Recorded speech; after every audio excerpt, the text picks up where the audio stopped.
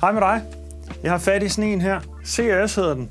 En opfindelse fra Norge, som jeg havde tænkt, at lige vil tjekke ud. CRS, det står for Simple Resonance System, og er grundlæggende det, vi kender fra rims til tommerne, bare overført til bækkener.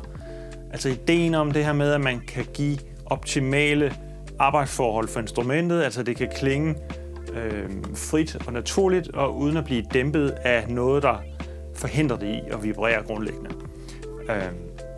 Det er det samme, der gør sig gældende her på det her produkt, hvor man har lavet sådan et hus her, og har en pind, der er hængt op i noget gummi herinde i, og det gør simpelthen, at den kan bevæge sig flydende op og ned og rundt og så videre, og på den måde kommer bækkenet ligesom op og flyde. Så det, der man helt konkret gør, det er, at man sætter den her ned over sit eksisterende bækkenstativ, altså piller skruer, filt og bækken selvfølgelig så videre af, kører den ned over, strammer den fast på pinden, og på den måde så forskyder man ligesom akslen med de her 4-5 cm eller meget det nu. Altså man skal lige justere stativet en lille smule efter det. Men når man så har gjort det, jamen, så kan man have sit bækken siddende og være svævende i stativet, sådan at stativet ikke har nogen negativ påvirkning på lyden. Og det er faktisk ikke bare en lydmæssig forbedring, jeg oplever, man får ud af det. Det er også en anden fornemmelse at spille på. Jeg ved ikke, om du har prøvet det her med at have et bækken hængende på fingeren, og du lige har stået og lyttet lidt på det, og hvorefter du fører det over på et bækkenstativ, og så oplever, at klangen ligesom bliver lukket lidt ind, eller at det ikke klinger helt på samme måde, har en lidt mere lukket lyd.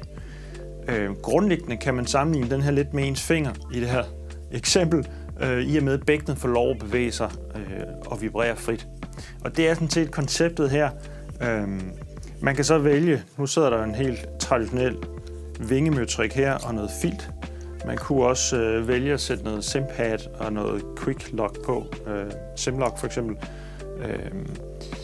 Det er jo op til ens behov og lyst og så videre, hvad man synes er fedt. Men jeg har prøvet den her af, hvor jeg har brugt simpads og simlock. Og så synes jeg jo ikke bare, at vi skal have lavet en AB-test på det. Så jeg spiller noget med bækkenet, jeg bruger right-bækkenet i det her tilfælde, og det bliver nogenlunde det samme, jeg spiller med og uden den her. Det første eksempel bliver så uden, og så switcher vi over på CRS'en her, så du kan prøve at høre forskellen. Tak fordi du kiggede med.